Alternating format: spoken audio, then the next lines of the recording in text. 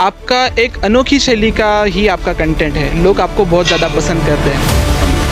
लेकिन मेरा क्या था, शायरी लिखने का शौक था और मैं वही शायरी हिंदी में बोलता था। कि बारिश की प्रॉब्लम है, ज़मीन की मिट्टी की प्रॉब्लम है। फिर मैंने हिम्मत छोड़ दी और फिर इससे ध्यान हटा लिया कि सोशल मीडिया पे अपना काम नहीं है। पर बहुत सारे लोग हमेशा लोगों को कुछ ना कुछ इंफॉर्मेशन या फिर कुछ अलग अलग तरीके से अपना मैसेज कन्वे करते हैं। अगर आपने अभी अपनी खेत या फिर उसकी मिट्टी को बचा लिया तो आने वाले भविष्य के लिए वो खेती सफल रहेगी। नमस्ते किसान भाइयों, आज ज़ायडेक्स द्वारा आयोजित रूट्स ऑफ चेंज कार्यक्रम में आप सबका स्वागत है। आज इसमें डीके निमाड़ किंग के संस्थापक दीपक हमारे साथ में हैं। हम उनके साथ में जुड़ रहे हैं। सर, आपका स्वागत है। धन्यवाद सर। सर, आपके सारे वीडियोस हमने देखे जी। आपका एक अनोखी शैली का ही आपका कंटेंट है, लोग आपको बहुत ज्यादा पसंद करते हैं। तो जो आप अपनी जर्नी स्टार्ट की आपने, तो आपकी ये काम करने की या फिर सोशल मीडिया पे आने की आपको प्रेरणा कहाँ से मिली? वो आपने जो कंटेंट चूज किया वो किस तरीके से चूज किया? सर, जैसे आपने मेरे वीडियो देखे होंगे तो जहाँ मैं रहता हूँ वो निमाड़ी एरिया है, जहाँ पे निमाड़ी बोली चलती है। मैंने तो सोशल मीडिया पे पूरी प्लानिंग के साथ तैयारी की थी सन 2018 में। ओके। लेकिन मेरा क्या था, शायरी लिखने का शौक था और मैं वही शायरी हिंदी में बोलता था। शायरी भी अच्छी लिखता था, लेकिन सुनने वालों को ऐसा लगता था कि ये कॉपी है, तो इसलिए व्यू नहीं आ रहे थे। तो फिर मैंने हिम्मत छोड़ दी और फिर इससे ध्यान हटा लिया कि सोशल मीडिया पे अपना काम नहीं है। फिर एक बार क्या हुआ कि किसान हूँ मैं, खेती से जुड़ा हूँ, तो हमारे इधर मिर्ची की खेती बहुत बड़ी संख्या में होती है।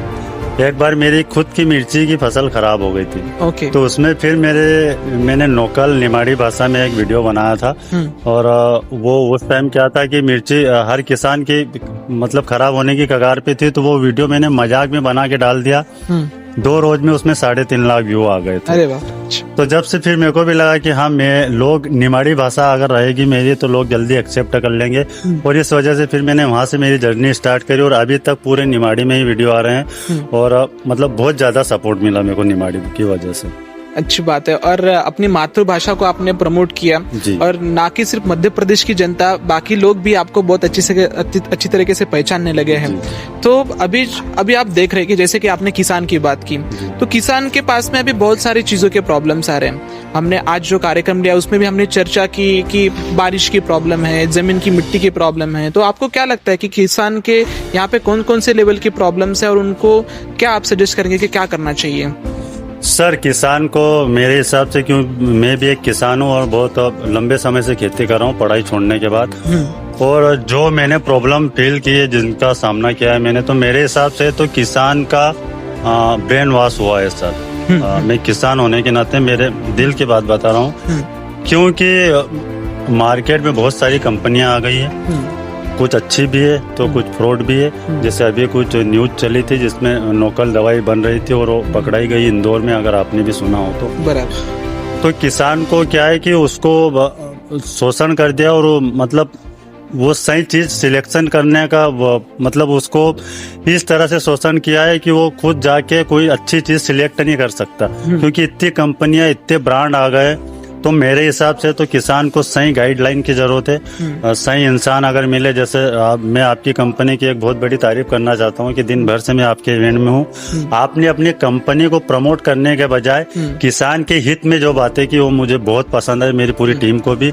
इन्होंने अपनी कंपनी में यही बताया, कंपनी की किसी प्रोडक्ट का प्रचार नहीं किया इन्होंने। बहुत सारे प्रोडक्ट यहाँ रखे थे, मैं भी पूरे दिन से हूँ, इन्होंने एक भी प्रोडक्ट का प्रचार नहीं किया। केवल यही बोला है कि आप कीटनाशक और फर्टिलाइजर का उपयोग कम करें और आप ऑर्गेनिक या फिर जैविक खेती पे ज्यादा फोकस करें। यही किसानों को मैसेज दिया इन्होंने, और ये मुझे आपकी बात बहुत अच्छी लगी। और मैं भी यही कहना चाहता हूँ कि किसानों को अगर सही राह मिले ऑर्गेनिक या फिर जैविक खेती की वजह से, बस इसी चीज की कमी है, वरना मेहनत में तो किसान कभी पीछे नहीं हटता। वो तो बात आपकी सही है कि मेहनत में हमारा किसान कभी भी कम नहीं है। एक सही तरीका और सही इन्फॉर्मेशन उनके पास में पहुंचनी चाहिए।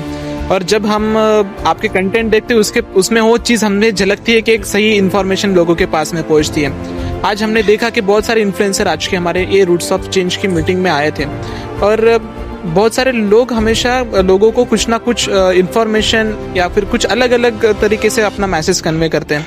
तो आपको क्या लगता है कि ये जो हमारी यंग जनरेशन है उनका क्या रोल होना चाहिए बाकी सारी चीजों में? सर मेरा तो यही कहना है कि जैसे नई पीढ़ी है, पढ़ी लिखी है, अभी बहुत सारे किसान ऐसे भी जो अनपढ़ है, जो सही चीज का सिलेक्शन नहीं कर पाते। पढ़ी लिखी जनरेशन है, तो मेरा उनसे यही मैसेज है कि अब आप पढ़े लिखे हो, आपने पढ़ाई भी की है और आप अच्छी तरह से जानते हो कि खेती में कौन सी चीज डालना सही है, कौन सी गलत है। तो मैं खुद भी किसान हूँ और मैं भी यही कोशिश कर रहा हूँ 2-3 साल से, और आपसे भी निवेदन है कि आप जैविक खेती, ऑर्गेनिक खेती पर आओ और कीटनाशक का उपयोग कम करो, क्योंकि अगर आपने अभी अपनी खेत या फिर उसकी मिट्टी को बचा लिया तो आने वाले भविष्य के लिए वो खेती सफल रहेगी, वरना उनके लिए कहीं ना कहीं हम बहुत खतरे की चीज़ रख के जा रहे हैं, खेती बंजर होने की कगार पे चली जाएगी। दीपक साहब, आपने जो बात बोली वो 100% सही है और आपसे बात करके हमें बहुत अच्छा लगा और आपकी हमारी जो मध्य प्रदेश की जनता है वो भी आपसे काफी रिलेट कर पाएगी।